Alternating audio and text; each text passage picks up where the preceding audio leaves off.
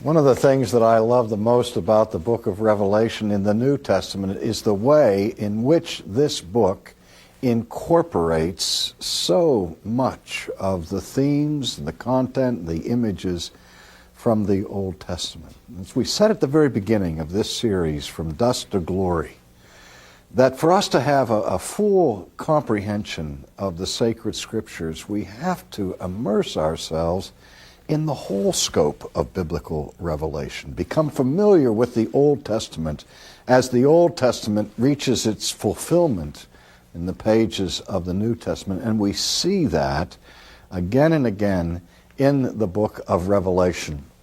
And I said in our last session that in the Apocalypse, whatever view you take of this book, one thing comes through loudly and clearly, and that is the triumph of Christ and of His kingdom over all of the forces of evil in this world. To get a taste of that, let's look for a moment at Revelation chapter 4, beginning in verse 2, where John is talking about some of the things that he sees in this almost ineffable vision that Christ gave to him. John is having the opportunity to look behind the veil, to look into the inner chambers of heaven itself. And now he is undertaken in the power of the Spirit to record for our benefit those things that he was privileged to see. And so he says in chapter 4, verse 2, "Immediately I was in the Spirit, and behold, a throne set in heaven. And one sat on the throne, and he who sat there was like a jasper and sardius stone in appearance. And there was a rainbow around the throne, in appearance like an emerald. And around the throne were 24 thrones, and on the thrones I saw 24 elders sitting, clothed in white robes, and they had crowns of gold on their heads. And from the throne proceeded lightnings and thunderings and voices. 7 lamps of fire were burning before the throne, which are the 7 spirits of God. And before the throne there was a sea of glass like crystal. And in the midst of the throne and around the throne were 4 living creatures full of eyes in front and in back. The first living creature was like a lion, the second living creature like a calf, the third living creature had a face like a man, and the fourth living creature was like a flying eagle. And the 4 living creatures, each having 6 wings, were full of eyes around and within. Now, if you're listening to the imagery that John is using to describe what he sees in this vision, it is strikingly familiar to passages that we see in the Old Testament.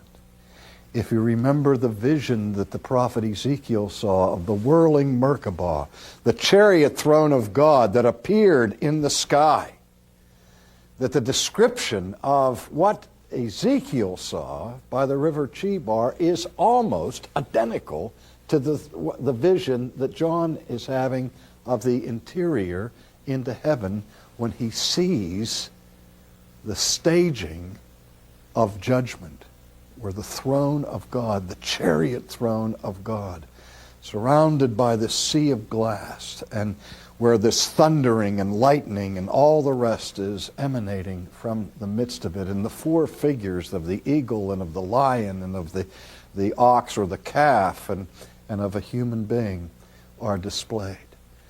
And not only that, the figures of the having eyes, just like the chariots of God. And then we read, the 4 living creatures, each having 6 wings, were full of eyes around and within, and they do not rest day or night, saying, Holy, holy, holy. Here's Isaiah 6. Here's what Isaiah saw when he saw the Lord high and lifted up. And the glory filled the place where he was. And he sees the 6-winged seraphim singing their antiphonal response, the Trisagion, the 3 times holy, holy, holy, holy, the Lord God Almighty, who was and is to come. And whenever the living creatures give glory and honor and thanks to him who sits on the throne, who lives forever and ever, the 24 elders fall down before him who sits on the throne and worship him who lives forever and ever, and cast their crowns before the throne, saying, You are worthy, O Lord, to receive glory and honor and power, for you created all things, and by your will they exist and were created. So the scenario that is set for us in the 4th chapter is of the inner chamber, the inner sanctum of the heavenly sanctuary. And in chapter 5, the drama continues in a way that I think magnificently ties together the Old Testament and the New Testament. And let's look at that. This is one of my favorite passages in the New Testament. And I saw in the right hand of him who sat on the throne a scroll written inside and on the back, sealed with 7 seals. So he sees the person sitting on the throne having a scroll, and you know that the Word of God was written on scrolls of parchment in the ancient world, and then they were rolled up. It's like the Dead Sea Scrolls that were found in the decade of the 40s. But it was customary in antiquity for these sacred scrolls to be written only on one side. And it's extraordinary that a scroll would be mentioned having writing on both sides of it, on the back and on the front. We see that same phenomenon in the case of Ezekiel when God presents the scroll to Ezekiel and tells Ezekiel that he has to eat the scroll that is written on both sides. And we are also told that that scroll contained woes and laments and grief and mourning. And the scroll that is now hidden and sealed up with 7 seals is a scroll that contains a revelation of God's judgment on wickedness in this world. And so why it's written on the front and on the back, I don't know, but we see the linkage there between the scroll that was eaten by Ezekiel and the scroll now that is being held by the one who sits on the throne. Now, John is witnessing all of this as it's unfolding before his eyes, and he says in verse 2, Then I saw a strong angel proclaiming with a loud voice, Who is worthy to open the scroll and to loose its seal? You know, one commentary on the book of Revelation argues that the literary form of Revelation is not an epistle. It's not a homily. It's not a symbolic history, but that it is written in the ancient form of the theater, that it is a drama that unfolds in several acts, as it were. And with that drama comes the tension of conflict and of suspense. Now, I'm not convinced that this is written in that form, but this element is certainly dramatic, because as John is looking into the interior of heaven and he sees this scroll that is written on both sides, sealed up with 7 seals, he can't wait to see what's in there, and he hears the announcement being made in heaven, Who is worthy to open the seals and to show us what's hidden here in this sacred scroll? And so you can imagine the anticipation that John has. He's on the edge of his seat if he's seated.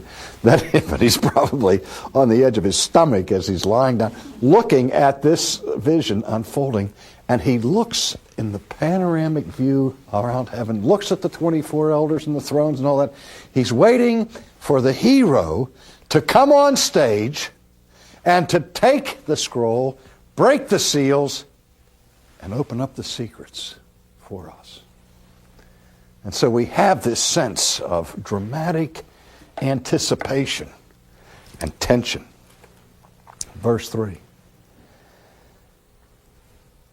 But no one in heaven or on the earth or under the earth was able to open the scroll or to look at it. And so I wept much, because no one was found worthy to open and read the scroll or to look at it. So all of the tension of anticipation comes crashing into profound disappointment.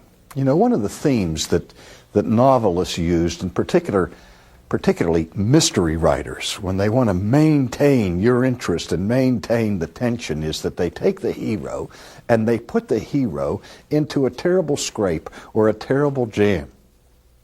And you think as you're reading, there's no way out.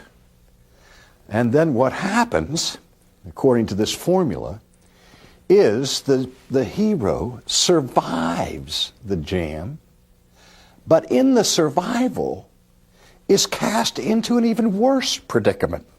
And it just gets worse and worse and worse, sort of like a James Bond movie or the old serial westerns that they would have the hero or heroine lassoed to the tracks with the train coming, and it would fade to black, and you had to wait till next week to see how they got out of that one. And so we have that kind of conflict and drama that's part of ancient literature. You think of some of the great stories of history that involve this kind of thing, like the story of the sword of King Arthur, Excalibur, that is wedged into the rock, waiting for the hero who alone will have the strength to remove the sword. Or even, perhaps more poignant, was the bow of Odysseus, Ulysses, where after Ulysses had gone and been involved in the Trojan War and now had gone through all his adventures trying to return home, in the meantime, everybody thinks that he has died, and Penelope is being besieged by suitors who want to have his hand in, or her hand in marriage, and all that's left of his house is his wife, his bereaved wife Penelope, and his son Telemachus, and the dog. Forget the dog's name, but in any case, finally she keeps putting off the suitors over and over and over again, and till the suitors get fed up with this story, and they persist that somehow she has to be able to marry one of the warriors of the town. And so a contest is set up in the castle of Odysseus, where the bow of Odysseus is set up, and the promise is made to the man who can bend the bow of Ulysses. It is that man who will be able to marry his widow Penelope. And so the dramatic day arrives, and the strongest men of the realm come, and they all go up and they try to bend the bow, but nobody can bend the bow. And while they're all in this midst, here comes this man dressed like a beggar, who comes into the thing and walks up to the bow and takes it, pulls it back with ease, and releases the arrows and starts killing all these guys. And it's, who else? Ulysses. He's back. That's kind of what I sense when I see John saying, who is going to prevail to open the book? Because now it's not a question of strength. It's a question of worthiness. That's the question. Who is worthy to open the scroll and to read it? And John says they surveyed the whole realm of heaven and nobody was worthy. And here he thinks that he's going to see the contents of the mystery of all time. And now his heart is broken because he's let down in radical disappointment because no one has prevailed. And so he said, I wept much because no one was found. But then one of the elders said to me, do not weep. For behold, the Lion of the tribe of Judah, the Root of David, has prevailed to open the scroll and to loose its 7 seals. Talk about a roller coaster of emotions. Here is John, joyous anticipation, going to see the scroll open. plunging into the depths of despair when nobody is found worthy. And now the elder whispers in his ear, don't cry, don't despair. There is one who's worthy. For behold, the Lion of Judah has prevailed, the one who's come from the root of Jesse. Now, beloved, if you don't know the Old Testament, it's meaningless. But John knew the Old Testament. He knew what that image of the Lion of Judah referred to, all the way back to the book of Genesis, to the patriarchal blessing that Jacob gave to his sons. The promise of the kingdom went to the tribe of Judah. And Judah, the son of Jacob, was known as the lion's whelp. And so he would be the king. But the king that is referred to here is the one who is in the descendancy of David, out of the seed of Jesse. And David was known as the Lion of Judah. But obviously, what is being referred to here is David's greater son, to the Messiah, to Jesus, the Lion of Judah. So John said, all right. Okay. It's like Telemachus waiting for his father to come and bend the bow. Now John is saying, all right, where is the Lion of Judah who has prevailed? And he's waiting now for Aslan to come pouncing onto the stage with his muscular legs and arms and limbs and his powerful claws, and just grab that scroll and rip open the seals and let us see the secrets of God.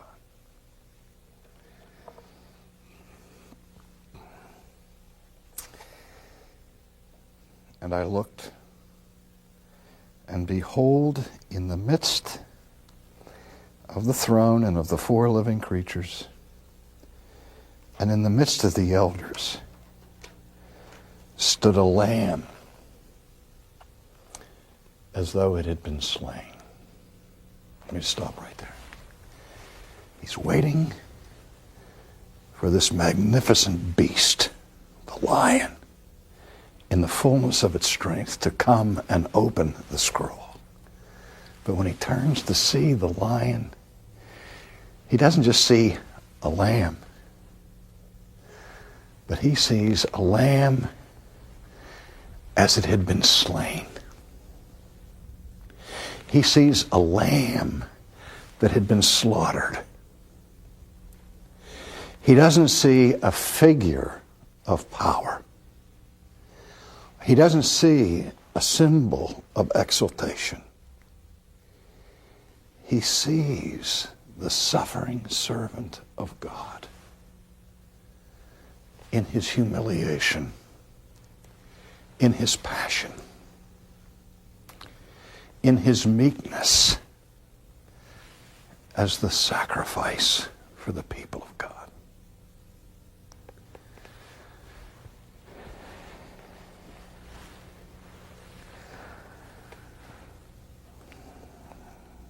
In the midst of the elders stood a lamb as though it had been slain, having 7 horns and 7 eyes, which are the 7 spirits of God sent out unto all the earth. Then he came and took the scroll out of the right hand of him who sat on the throne. And when he had taken the scroll, the 4 living creatures, the 24 elders, fell down before the Lamb, each having a harp and golden bowls full of incense, which are the prayers of the saints. And they sang a new song. Do you remember we talked about how songs were composed in the Old Testament to celebrate a new victory that God performed for his people? The song of Moses, the song of Deborah, and now we have the new song that is composed by the saints in heaven as they come with the bowls of the prayers of the people of God, those who had been crying from behind the altar, waiting for their redemption. Now they begin to sing a new song to this Lamb. And God, who's seated on the throne, hands the scroll to the Lamb. Because the Lamb met the test. Remember the question: who is worthy? And what is the gist of the new song?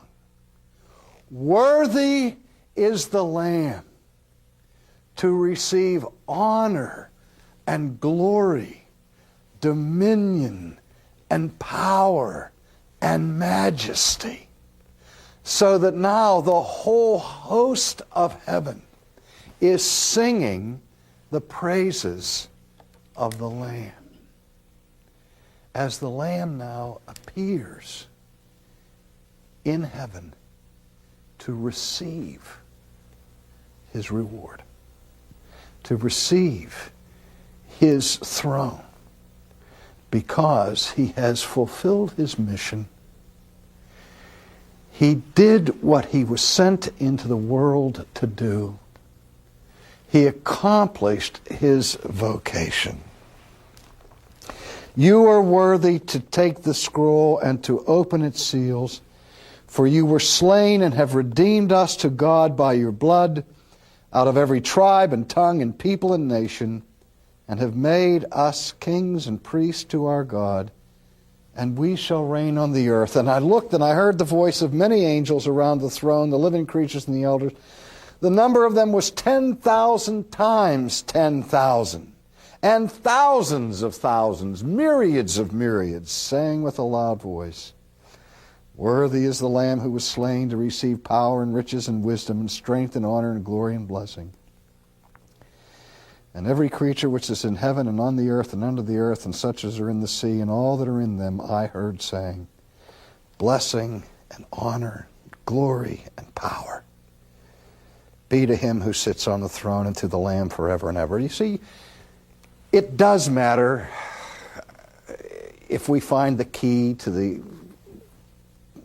comprehensive interpretation of this book, whether it's preterist, futurist, historical, ideal. But the good news is,